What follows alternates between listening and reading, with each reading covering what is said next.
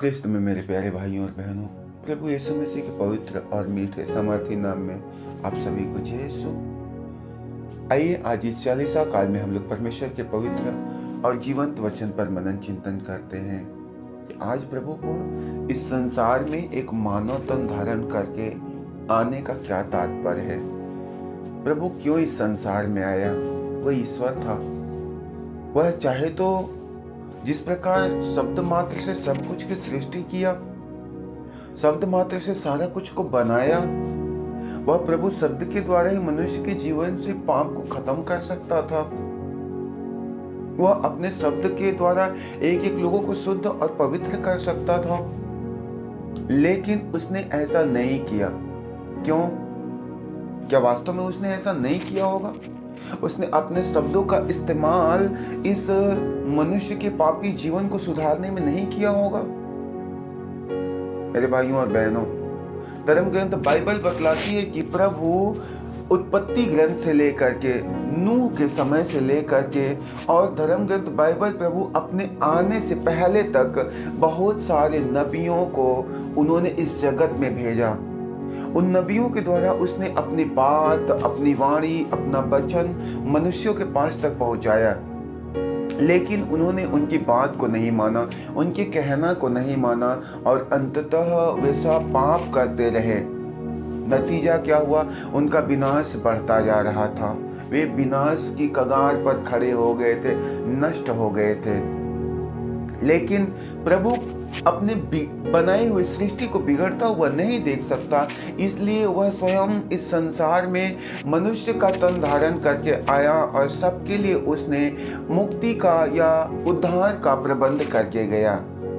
आज के वचन में चलने से पहले हम आप लोगों के बीच में एक छोटी सी कहानी को रखना चाहते हैं। मेरे भाइयों और बहनों, एक चींटी की कहानी।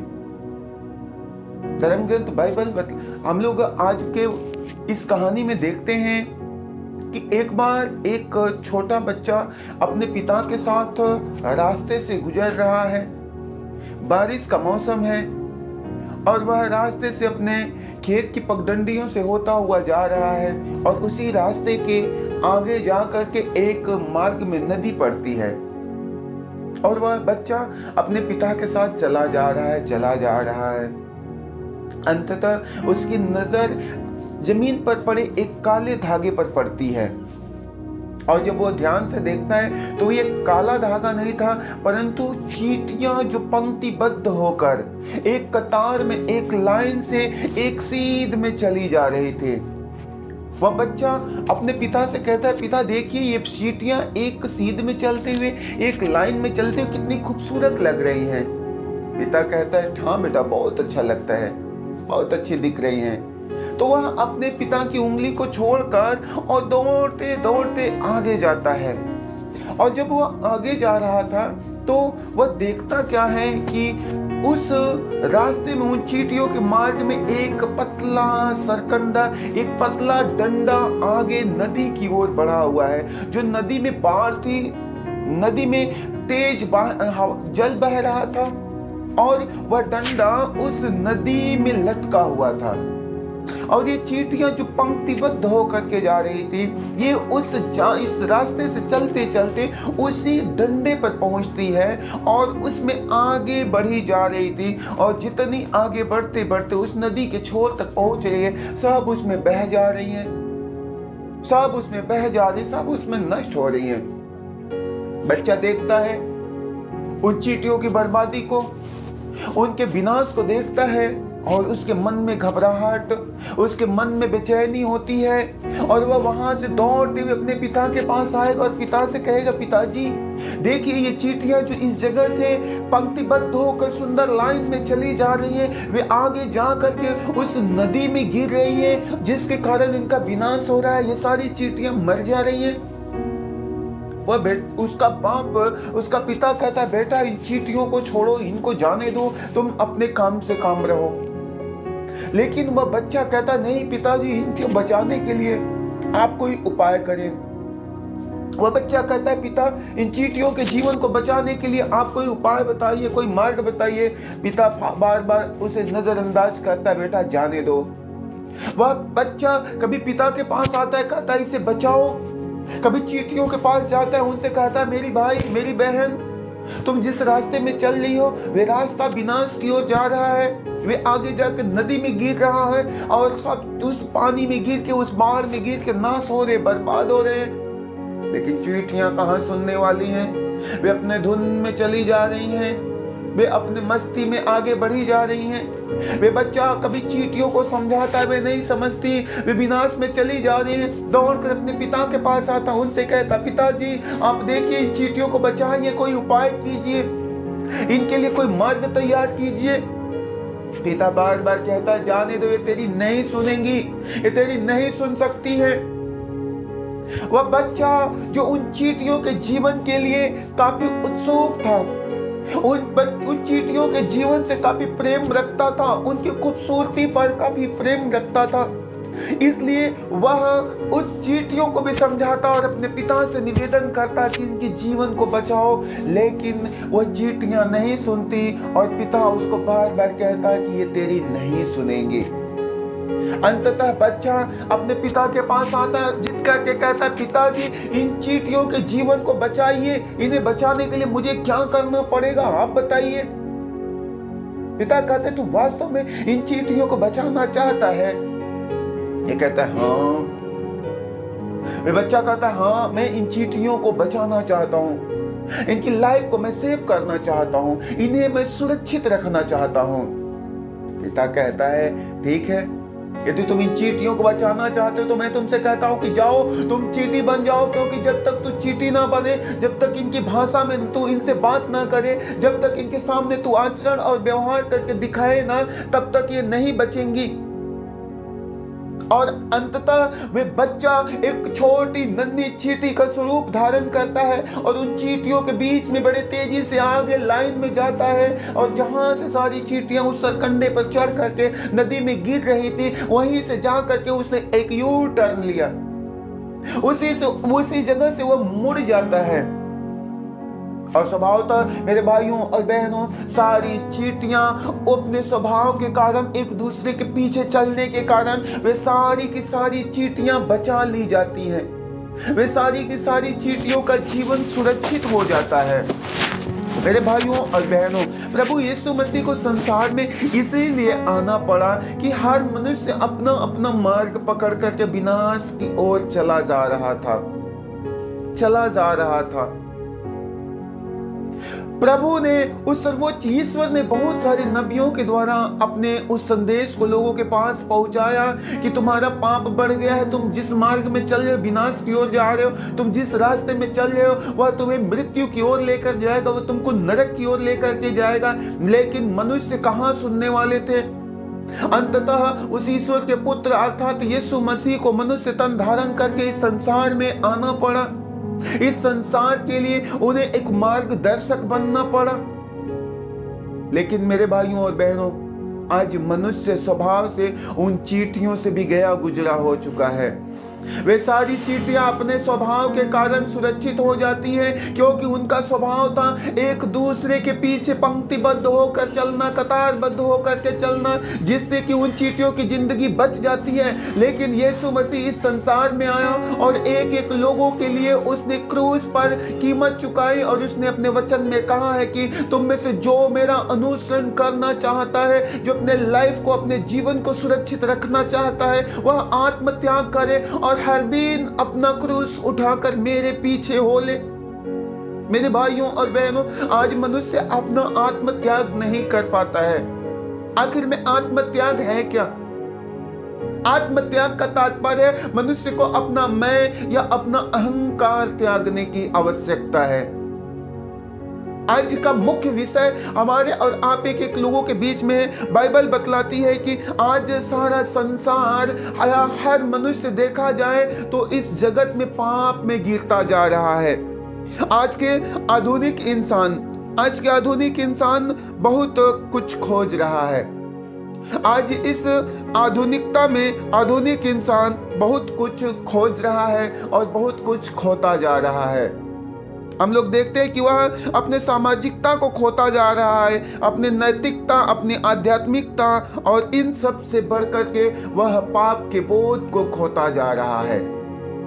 मेरे भाइयों और बहनों, आज संसार में मनुष्य अपने लिए बड़ी बड़ी ऊंचाइयां तो हासिल कर ले रहा है, बहुत बड़ी बड़ी उपलब्धियां हासिल कर ले रहा है, लेकिन वो बहुत कुछ खोता जा रहा है, बहुत कुछ खोता जा रहा है।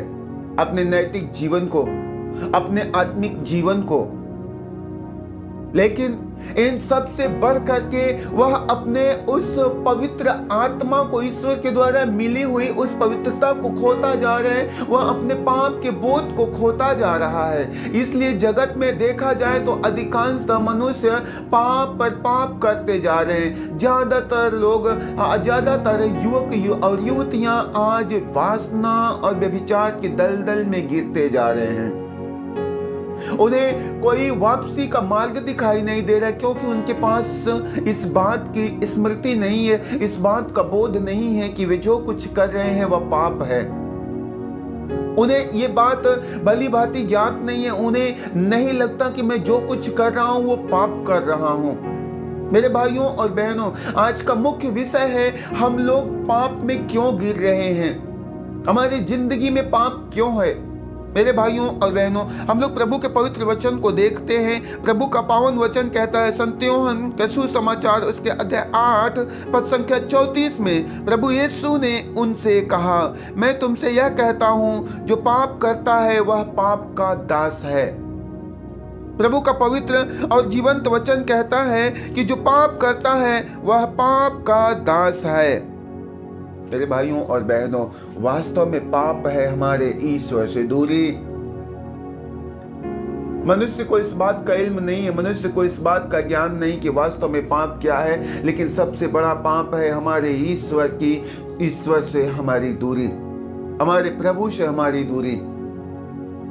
और जब हम अपने प्रभु से अलग होते हैं, हम पाप करते हैं, और जो पाप करता है वह पाप का दास है, क्योंकि दास वही करता है जो स्वामी उसको करने के लिए कहता है। हम लोग देखते हैं प्रभु का वचन कहता है, प्रवक्ता ग्रंथ उसका अध्याय 19 पद संख्या 46 में, कि जो पाप करता है वह अपने को हानि पहुंचाता है। और इसका सुंदर उदाहरण हम लोग स्तोत्र ग्रंथ में राजा दाऊद के विषय में देखते हैं कि जो एक संपन्न, एक सशक्त राजा होता है, लेकिन जब उसने अपने आंखों के द्वारा पाप किया, उसका शरीर, उसकी आत्मा ने पाप किया, और उसने अपने ही सेवक के, अपने ही सैनिक की पत्नी के साथ व्यभिचार किया, और नतीजा होता क्या है कि उस व्यक्ति को अपना घर, अपना परिवार छोड़ करके भागना पड़ता है, और स्वयं उसकी संतान उसकी खून की प्यासी बन जाती है।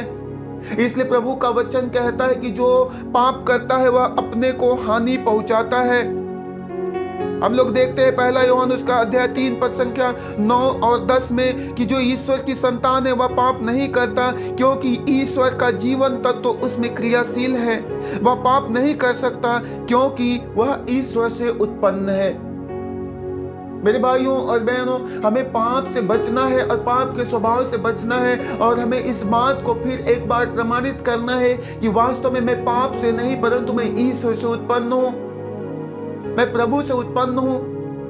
क्योंकि हमारे आदि माता पिता आदम और हेवा ने जो इस जगत में सृष्टि किए गए, बनाए गए, उनके अंतरतम में ईश्वर की आत्मा क्रियाशील थी। उनकी प्राणवायु फूके जाने के कारण वे जीवित थे, वे क्रियाशील थे, वे कार्य करते थे। लेकिन उनके पापी स्वभाव के कारण, अपने उस रचनाकार, अपने उस निर्माता के आज्ञा को न मानने के कारण उनके जिंदगी में पाप आता है, और वही पाप आज मनुष्य के नसों में लहू बन करके बह रहा है। समस्त संसार के नसों में आज वही पाप का लहू बह रहा है। लेकिन मेरे भाइयों और बहनों, मैं मेरे माता पिता आदम और मैं मेरे आदि माता पिता आदम और हेवा से भी जब आगे चलेंगे तो हमें याद होगा कि उस माता पिता से भी बढ़ करके मेरे सृष्टिकर्ता ईश्वर की आत्मा मेरे अंदर में क्रियाशील है।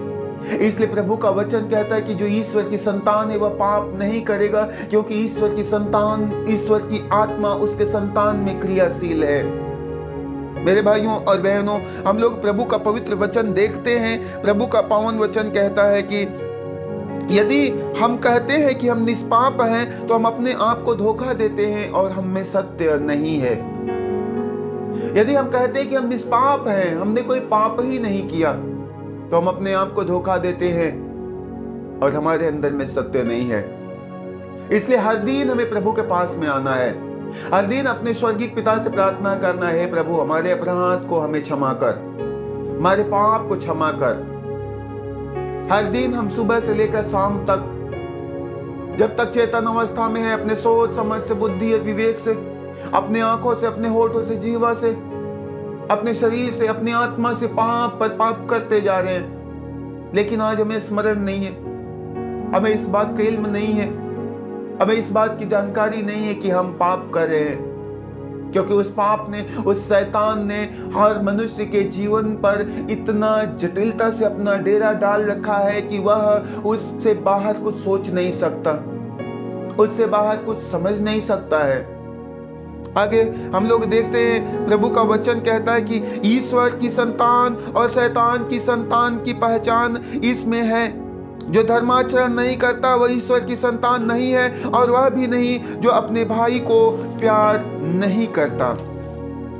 मेरे भाइयों और बहनों, प्रभु का वचन कहता है ईश्वर की संतान और शैतान की संतान की पहचान इसमें है कि जो धर्माचरण नहीं करता है वह ईश्वर की संतान नहीं है, और जो अपने भाई से प्रेम नहीं रखता वह भी ईश्वर की संतान नहीं है, वह शैतान की संतान है। आज हमें देखना है कि क्या मेरा आचरण धर्माचरण है, क्या मेरा आचरण धार्मिकता के लिए है, क्या मेरा आचरण जनहित के लिए है, क्या मेरे व्यवहार से, मेरे एक एक कामों के द्वारा एक दूसरे की सेवा होती है, एक दूसरे की सहायता मदद होती है। प्रभु का वचन कहता है कि जो धर्माचरण करता है, जो धार्मिकता के मार्ग पर चलता है, जो भूखों में अपनी रोटी बांटता है, जो प्यासों को अपना कटोरा से पानी पिलाता है, जो नंगे को अपना वस्त्र पहनाता है, वास्तव में वो मेरी संतान है, क्योंकि वह धर्माचरण के कारण उसका और मेरा मेल हो चुका है। मैं भी इस संसार में आया और मैंने भूखों को खिलाया, मैंने प्यासों को पिलाया, मैंने नंगों को पहनाया, और मैंने मरे हुए में जान भरी, मैंने पापियों को उद्धार का मार्ग बताया, और मैंने दलदल में पड़े हुए लोगों को निकाला। और आज यही स्वभाव हमारे और आपके अंदर में यदि होता है तो हम ईश्वर की संतान हैं, अन्यथा शैतान हमें खींच करके अपनी ओर लिए चला जा रहा है। शैतान हमारी बाहों को खींच करके हमें शैतान नरक की आग में लिए जा रहा है। अब आप एक बात बताएंगे, हम एक व्यक्ति या एक मनुष्य हैं, एक तरफ से हमें प्रभु खींचे, दूसरी तरफ से हमें शैतान खींचे, कौन खींच के हमें ले जा पाएगा? कौन हमें अपने पास ले जाएगा? क्या प्रभु ले जा सकता है या शैतान ले जा सकता है? मेरे भाइयों और बहनों, जब हम इस बात को सुन रहे हैं तो ये अवश्य हम कहेंगे कि वास्तव में हमें प्रभु अपने पास ले जा सकता है, प्रभु हमें खींचकर अपने ओर ले जा सकता है। लेकिन नहीं, ये हमारे ऊपर निर्भर करता है, ये आपके ऊपर निर्भर करता है कि आप किसको जीतने देना चाहते हो। क्या आप प्रभु को जीतने देना चाहते हो या आप शैतान को जीतने देना चाहते हो? आप जिसकी ओर अग्रसर होंगे, आप अपने प्रभु की ओर अग्रसर होंगे, आप अपने प्रभु को सपोर्ट करेंगे, आप अपने प्रभु के वचन का पालन करेंगे, आप उनके मार्ग पर चलेंगे, तो स्वयं ईश्वर जीतेगा और उसके साथ साथ आप भी जीतेंगे। लेकिन यदि आप अपने प्रभु के वचन और कथन को अनसुना करते हैं और वही कार्य बार बार दोहराते जाते हैं, बार बार पाप में लिप्त होते जा रहे हैं, तो वास्तव में हमारे अंदर में जो शैतान क्रियाशील है वह इस जगत में विजयी है, वह इस संसार में विजयी है।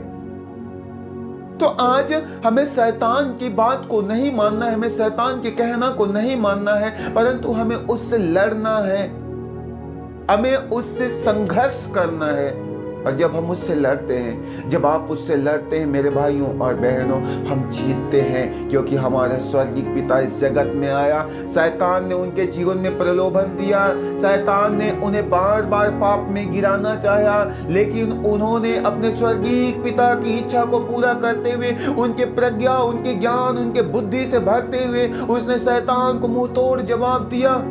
और अंततः शैतान के पास कोई विकल्प नहीं बचा और उन्होंने शैतान को डांटा, हट जाओ शैतान। उन्होंने शैतान को डांटा, हट जाओ शैतान। और शैतान प्रभु को छोड़ करके चला जाता है। आज वही शैतान उस ईश्वर को तो गिरा नहीं सका, उसे तो तोड़ नहीं सका, लेकिन आज वह उसकी सृष्टि को गिराने का कार्य कर रहा है। आज वह उसकी रचना को बिगाड़ने का कार्य कर रहा है। और मेरे भाइयों और बहनों, जब आप चाहते हैं कि आप शैतान के मुंह पर तमाचा मारे, तो आपको वही काम करना है जो ईश्वर को पसंद है। जो शैतान आपको बार बार करने के लिए प्रेरित करे, बार बार जिस काम को करने के लिए कहे, आप उस काम को मत करो, उस काम को नजरअंदाज करो। देखो ये शैतान के मुंह पे करारा तमाचा होगा। जब आप अपने प्रभु के वचन पर चलते हो, उनकी शिक्षा पर चलते हो, उनकी इच्छा पर चलते हो, तो ये शैतान को लज्जित करता है, शैतान इससे अपमानित होता है। इसलिए हम अपने आचरण का पूरा पूरा ख्याल रखें, हम अपने आचरण का अच्छे से ख्याल रखें और पाप से बचते हुए ईश्वर की पवित्रता से भरकर एक धार्मिकता भरी जिंदगी जिए। मेरे भाइयों और बहनों, प्रभु का वचन कहता है कि जो अपने भाई से प्रेम नहीं करता है वह भी मेरी संतान नहीं परंतु शैतान की संतान है। आप अपनी जिंदगी में देखना, क्या आप अपने भाई से प्रेम करते हो? क्या आप अपने भाई के सुख दुख में सहभागी हो या अपने भाई का सदा विरोधी बने रहते हो? अपने भाई को सदा दुख देने, तकलीफ देने में लगे रहते हो? मेरे भाइयों और बहनों, जब तक हम अपने भाई में अपने प्रभु को देख करके उसकी सेवा, उसकी सहायता, उसकी मदद नहीं करेंगे, तब तक हम ईश्वर की संतान नहीं हो पाएंगे। प्रभु का वचन कहता है, एक बार पतरस प्रभु के पास आकर के कहता है, प्रभु मेरा भाई यदि मेरे विरुद्ध पाप करता जाए तो मैं उसे कितनी बार क्षमा करूं? क्या 7 बार? प्रभु ने कहा, मैं तुमसे कहता हूं कि तुम 7 बार नहीं परंतु 70 गुना 7 बार अपने भाई को क्षमा करते जाओ। इसका तात्पर्य यह है कि हमें किसी भी स्थिति में अपने भाई से बैर नहीं करना है, परंतु अपने भाई में अपने प्रभु को, अपने ईश्वर को देख करके हमें उसकी सहायता, उसकी मदद करनी है, उससे प्रेम पूर्ण व्यवहार करना है।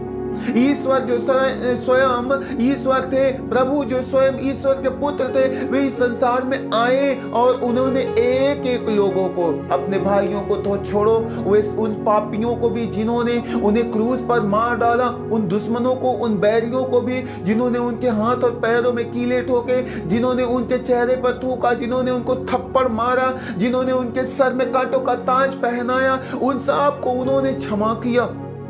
उन सब के प्रति प्रभु ने अपने मन में कोई बुरे विचार नहीं रखे। उन सब के प्रति उनके मन में क्रोध या ईर्ष्या नहीं था, परंतु उन्होंने स्वर्गीय पिता से क्षमा किया कि हे पिता, इनको क्षमा कर। ये नहीं जानते कि ये क्या कर रहे हैं, ये नहीं जानते कि ये किसके विरुद्ध बोल रहे हैं, ये नहीं जानते कि ये किसके विरुद्ध पाप कर रहे हैं। मेरे प्यारे भाइयों और बहनों, प्रभु तो सारे जगत को माफी दे करके गया, तो क्या मैं मेरे भाई को माफ नहीं कर सकता? क्या मैं मेरे भाई को क्षमा नहीं कर सकता? ये जरूरी है। और हर भाई, एक एक भाई का ये उत्तरदायित्व है कि वह कभी अपने बड़े भाई का या अपने छोटे भाई को दुख ना दे। हर भाई एक दूसरे को प्रेम करे, हर भाई एक दूसरे के सुख दुख में ख्याल रखे।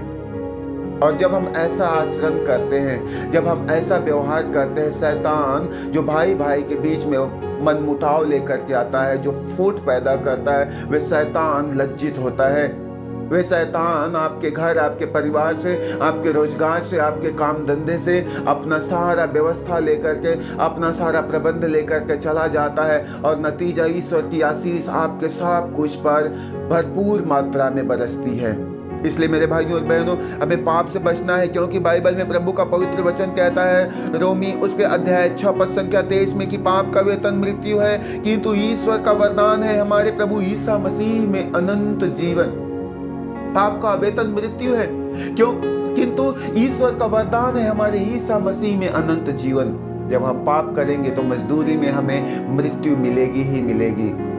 जब हम झूठ बोलेंगे, जब हम अत्याचार करेंगे, जब हम अन्याय करेंगे, तो वेतन में हमें दुख, तकलीफ, विपत्तियां, समस्याएं, परेशानियां जरूर मिलेगी। लेकिन जब हम अपने प्रभु ईश्वर में, हम अपने ईसा मसीह में विश्वास करते हैं, हम उनके पथ पर चलते हैं, उनके मार्ग पर चलते हैं, तो अनंत जीवन का मार्ग हमारे और आप एक एक लोगों के लिए खुला हुआ है। इसलिए हम सभी लोगों को पाप से बच करके और पवित्रता से भर करके ईश्वर की महिमा करना है। लिखा हुआ है, प्रभु का वचन कहता है कि सबों ने पाप किया और सब ईश्वर की महिमा से वंचित हो गए। जब मनुष्य पाप करता है तो उसके व्यवस्था से, उसकी दया से, उसकी कृपा से, उसके प्रबंध से आदमी वंचित होता है और नतीजा उसके जीवन में विपत्तियों का एक तूफान आता है और चारों तरफ से उन्हें नाश और बर्बाद करके चला जाता है। हम लोग दाऊद की जिंदगी से बहुत भली भांति तौर पे सीख सकते हैं कि वह एक राजा था, घर में, परिवार में, उसके राज्य में किसी भी बात की कमी घटी नहीं थी। लेकिन जब उसने पाप किया तो वह पाप रूपी बवंडर उसके जिंदगी में आया और उसका सारा सुख, चैन सब बर्बाद करके चला गया और वह व्यक्ति को दर बदर भटकने के लिए, ठोकरें खाने के लिए विवश करता है। इसलिए हम पाप को आमंत्रण न दें, हम पाप को निमंत्रण न दें, क्योंकि पाप आएगा, हम मारेगा ही मारेगा। प्रभु का वचन कहता है कि जो पाप करता है वह ईश्वर की आज्ञा भंग करता है, क्योंकि पाप तो आज्ञा का उल्लंघन है। परमेश्वर ने कभी किसी को आज्ञा नहीं दिया था कि तुम पाप करना, मेरी आज्ञा का उल्लंघन करना। उत्पत्ति ग्रंथ में हम लोग पढ़ते कि उन्होंने आदम और हेवा को सृष्टि किया, उन्हें बनाया और उन्हें सब कुछ पर पूर्ण रूप से आजादी दिया, परंतु उन्होंने उनसे कहा कि तुम सारे बाग के वृक्ष के फल खाना, परंतु इस बाग के बीचों बीच लगे हुए इस पेड़ के फल को मत खाना। यदि तू खाए भी तो मर जाएगा, यदि तू छुए भी तो मर जाएगा। और मेरे भाइयों और बहनों, परमेश्वर की आज्ञा भंग के कारण मृत्यु इस संसार में आदम और हेवा से लेकर के आज हमारे और आप एक एक लोगों पर और आने वाले एक एक मनुष्यों पर राज करती है। परंतु हम चाहते हैं कि हम मृत्यु पर जीत पाए, तो एक बार फिर से हमें उस पाप का जो आज्ञा है उसको हमें ठुकराना है। जो हमारे अंदर पाप की दास्ता है, पाप की गुलामी है, उसे ठुकराना है और एक बार फिर से हमें हमारे प्रभु के लिए अपना हृदय को खोलना है, हमारे ईश्वर के लिए अपना हृदय खोलना है और उसकी आज्ञा का पालन करके हमें फिर से मृत्यु को पार कर जिंदगी की ओर आगे बढ़ जाना है। मेरे भाइयों और बहनों, प्रभु का पवित्र वचन कहता है, स्तोत्र ग्रंथ उसका अध्याय 32 पद संख्या 1-2 में कि धन्य है वह जिसका अपराध क्षमा हुआ है, जिसका पाप मिट गया है। धन्य है वह जिसे ईश्वर दोषी नहीं मानता और जिसका मन निष्कपट है। हालेलुया। मेरे भाइयों और बहनों, प्रभु अपने वचन में हमें एक साफ साफ शब्दों में समझाते हैं कि धन्य है वह व्यक्ति जिसका पाप मिट गया है, जिसका पाप सदा सदा के लिए धो दिया गया है। धन्य है वह व्यक्ति जिसका हृदय निष्कपट है। जब हम लोग इस संसार में एक पवित्रता और ईमानदारी भरी जिंदगी जी करके जाते हैं, तो इस जगह, यहाँ से जाने के बाद हम लोग जब अनंत जीवन में जाते हैं, याद रखना आपके लिए इस जगत का किया गया एक छोटा सा परिश्रम, इस जगत में धार्मिकता के मार्ग में बढ़ाया गया एक छोटा सा कदम आपको अनंत जिंदगी की ओर लेकर के जाएगा, आपको अपार महिमा दिलाएगा। इसलिए इस संसार में हमें बैर या मनमुटाव रखने की जरूरत नहीं है, हमें घमंड या अहंकार रखने की जरूरत नहीं है, हमें अपने अंदर में मैं की भावना नहीं रखना है। हमें स्मरण रखना है कि हम इस जीवन में जो कुछ भी कर रहे हैं वह पाप ही पाप कर रहे हैं। इसलिए एक एक काम में हर दिन हम प्रभु से क्षमा मांगेंगे। हम भला भी करें, मैं मेरी दृष्टि में भला भी करूं तो भी मुझे इस बात का एहसास होना चाहिए। प्रभु का वचन कहता है कि मनुष्य जो अपने ज्ञान, अपने बुद्धि, अपने समझ का सहारा लेता है वह धोखा खाएगा।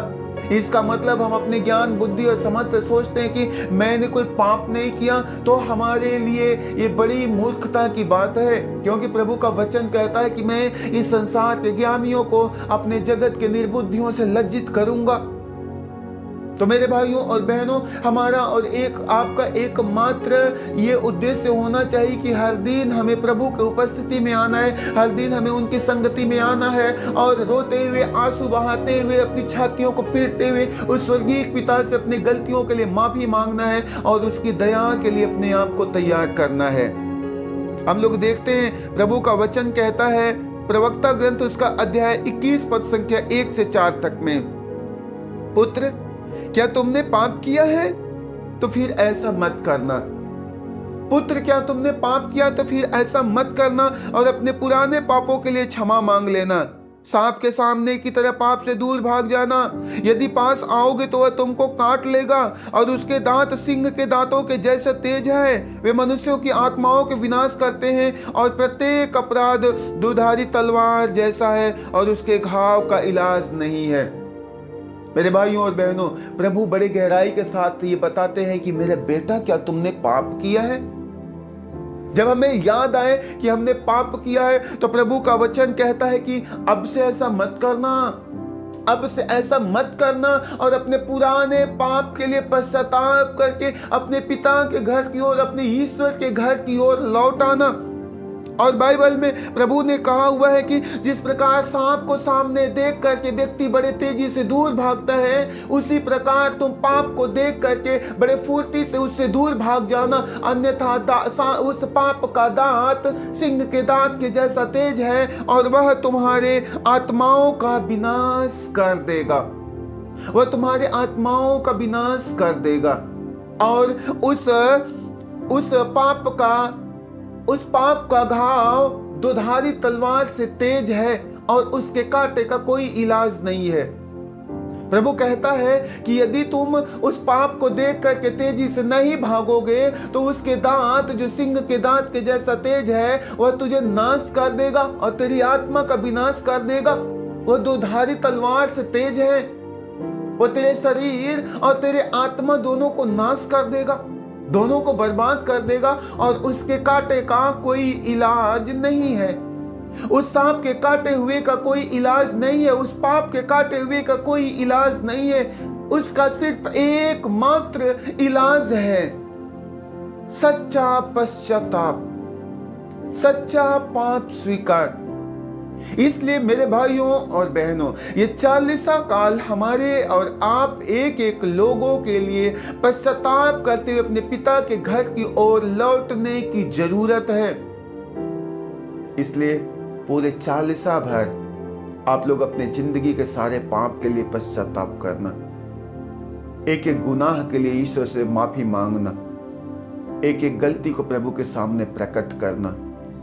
उससे कुछ छुपाने की जरूरत नहीं है, उस प्रभु से हमें कुछ भी छुपाने की जरूरत नहीं है। और जब हम पश्चाताप करके अपने प्रभु की ओर लौटते हैं, वह परमेश्वर अपनी बाहों को फैला करके हमारा और आप एक एक लोगों का स्वागत करता है। सभी को जय यीशु।